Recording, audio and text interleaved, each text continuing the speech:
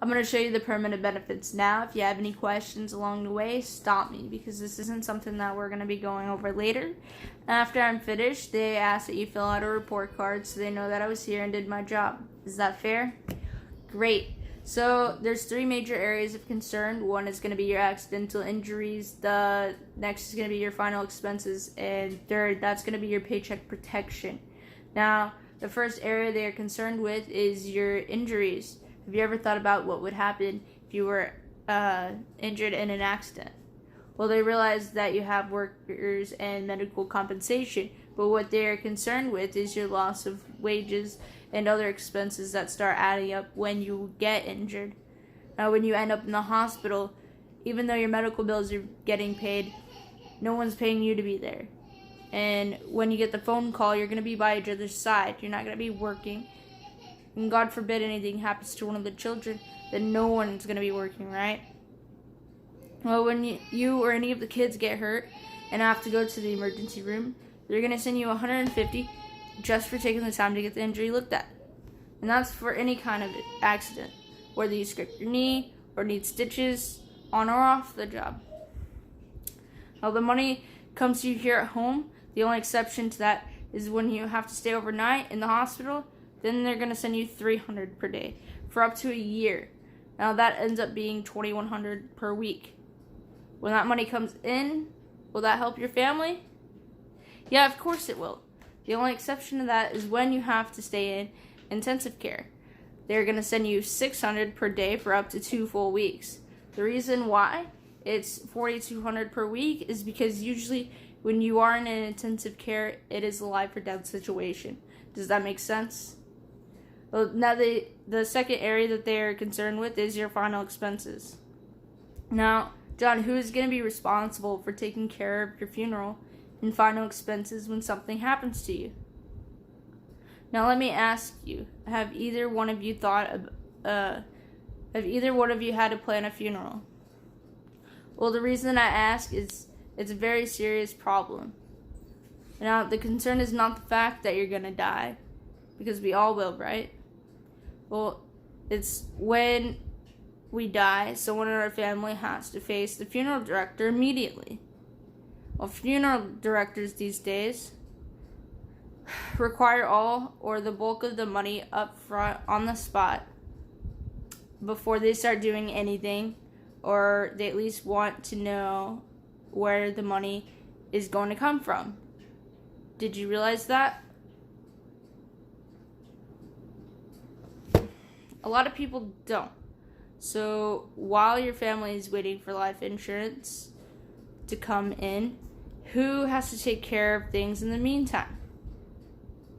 That's right, the family.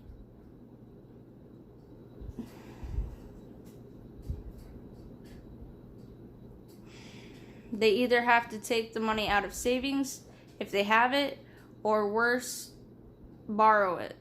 Does that make sense? So now what they've done is set up the Freedom of Choice certificate to take care of your final expenses. If you qualify, each of you will receive your own certificate that looks just like this. Now they call it the Freedom of Choice because it's good at any funeral home. The way this works is when something happens to you, you take this certificate to any funeral home you choose, and when the funeral director looks at you and says, "I'm really sorry for your loss,"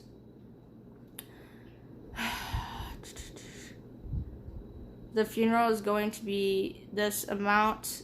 How would you like to take care of that today? At that point, you say,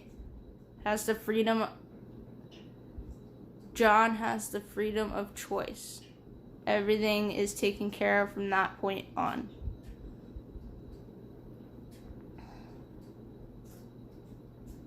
In your case, they set aside $15,000 to take care of your funeral and final expenses. What's not used at the funeral home gets sent back to the beneficiary. Now, let me ask you, Isn't it nice to finally have this taken care of for you and your family? Exactly.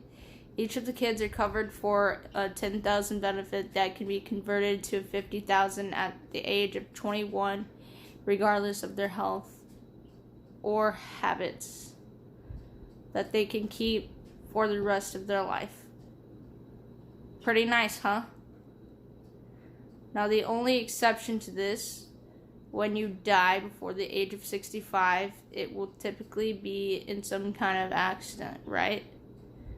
When something happens to you in any type of accident, not only will they immediately take care of your final expenses, but they're going to send your family an additional amount of money to help out during that time because it's abrupt and unexpected.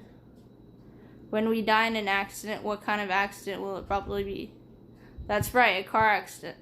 In that case, they're going to send triple, plus take care of all the final expenses. And when traveling on a common carrier like a bus, plane, or train, they will send an additional blank to the family. Each of your children are covered for blank for those same accidental deaths. Does that make sense?